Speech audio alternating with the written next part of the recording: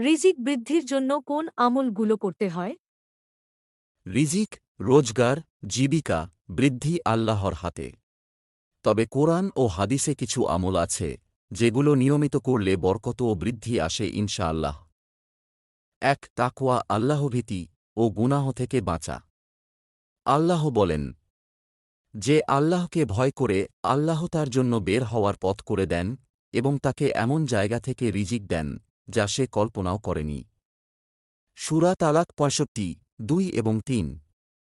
তাই হারাম থেকে বাঁচা, হালাল উপার্জন করা খুব গুরুত্বপূর্ণ। ২. বেশি বেশি ইস্তিগফার পড়া।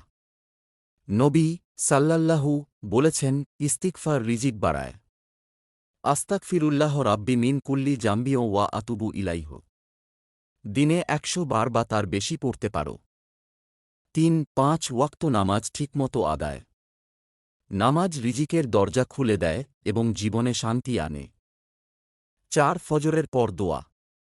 আল্লাহুম্মা ইন্নী আসালুকা ইলমান নাফিয়া ওয়া রিয়কান তয়িবা ওয়া আমালান মুতাকাব্বালা। ফজরের নামাজের পর পড়লে বরকত আসে। ৫. দানসৎকা করা। হাদিসে আছে, দান করলে সম্পদ কমে না, বরং বাড়ে। সামর্থ্য অনুযায়ী নিয়মিত দান করো।